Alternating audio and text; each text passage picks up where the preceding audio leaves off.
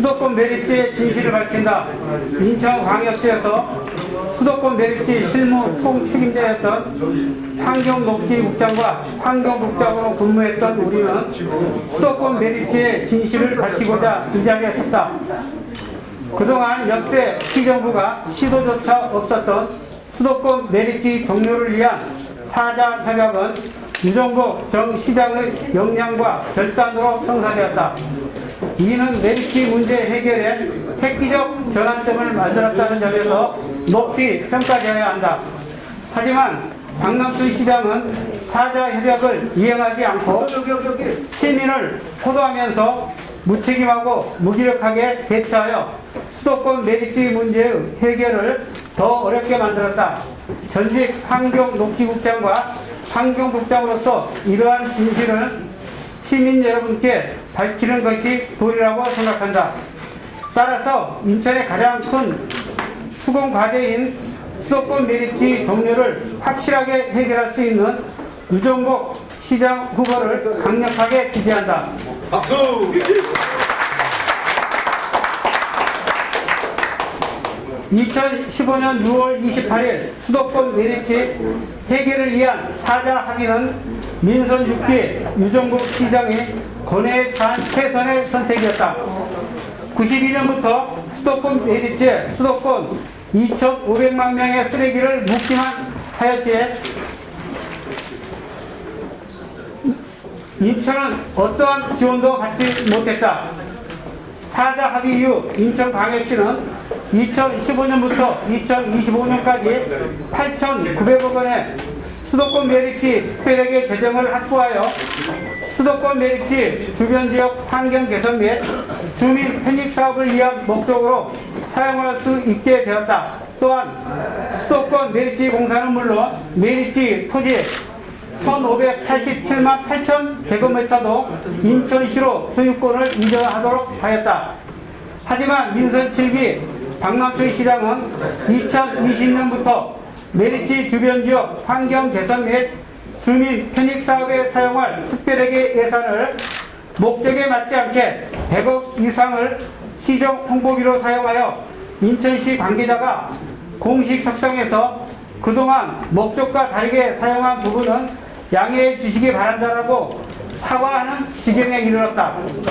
수도권 매립지 공사도 인천으로 이관하여야 함에도 엉뚱하게 공사 이관하면 수도권에서 발생하는 쓰레기를 인천에서 책임져야 한다는 이유로 공사 이관을 위한 노력을 하지 않았다. 이로 인하여 수도권 매립지 종료의 주도권을 빼앗기고 말았다.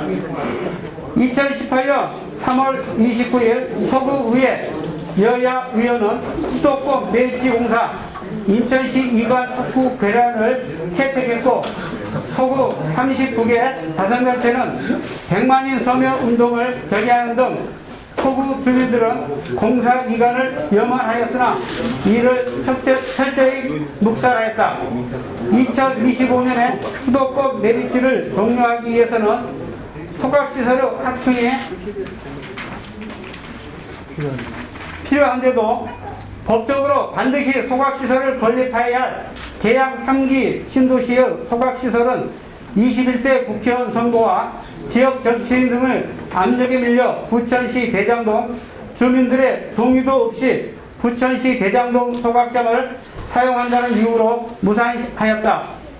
이로 인해서 인천시에 소각시설을 건립할 당위성은 사실상 상실되었기 때문에 인천 어디에도 소각장을 건립하기 위한 주민 설득은 어렵다.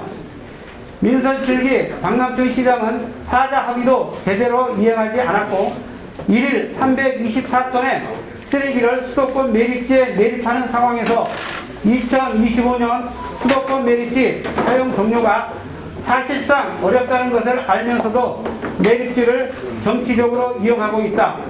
우리는 수도권 매립지 종료는 물론이고 인천의 발전과 희망을 다시 찾고 잃어버린 4년을 되찾을 수 있는 유일한 인천시장 후보는 유정복 뿐이라고 밝힌다.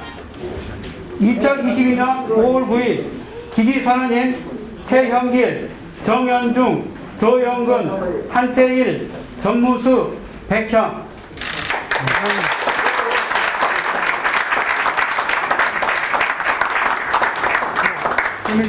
제가 여기 그 당시에 실무국장으로서 이게 그 선언문에 나와 있지 않은 사항 한 가지만 말씀드리겠습니다. 과거에 그 수도권 매립지 관련해가지고 송영길 시장 때부터 그 이슈가 많이 됐는데, 서울의 박원순 시장의 어떤 논리에 밀려서 4년 동안 아무런 결론을 얻지 못했어요. 그러다가 이종국 시장님이 들어오셔가지고 이종국 시장님의 아이디어에 의해서 사자 협의체라는 것을 제안하게 됐습니다. 이때에도 정부의 강력한 어떤 그 지지가 없으면은 할 수 없는 그런 사항을 유종국 시장님이었기 때문에 할 수 있었습니다. 그래서 사자 협의체를 그 이후에도 계속적으로 활동을 할 수 있었어야 되는데 그것이 안 되는 바람에 지금까지 이렇게 밀려왔다는 것을 다시 한번 말씀드립니다. 감사합니다.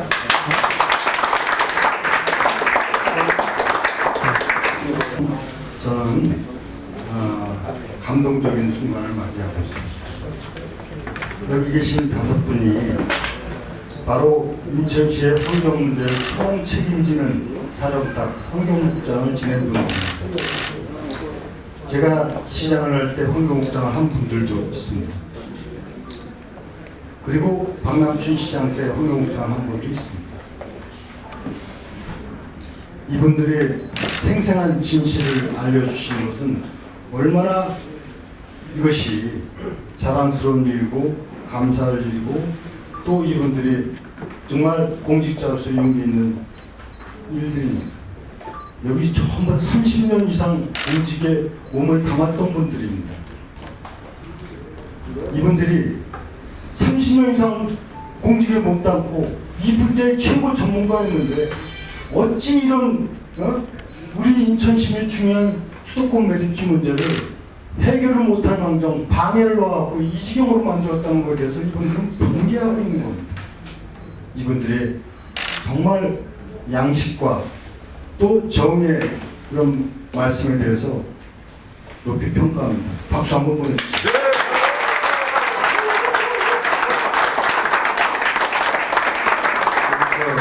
청라에서 오신 분들 현실을 전부 다 목격을 했습니다. 이 문제는요 아주 간단한 겁니다. 지금 조 국장님이 그 당시 실무국장이었기 때문에 너무 소상하게 알고 있습니다. 제 이전에 송영길 시장이 하나도 해결할 수도 없고 하지도 못해요. 이게 어려운 문제이기 때문에. 그런데 제가 이 문제를 푸는데 상상도 할 수 없는 능력을 발휘한 겁니다. 어떻게 환경부가 서울시가 지 땅 다 주고 매립지 대체급지 딴 데 만들고 또 공사 이관하고 이게 가능한 일입니까? 그 비하까지는 제가 말씀은 안 드리겠지만 상상도 할 수 없는 일을 해갖고 다 해결해 놨더니 유정국에 잘 되는 게 좀 뭔가 안타까웠나 보죠. 이것이 무력화시킨 것이 박남춘의 딱 단어 하나예요.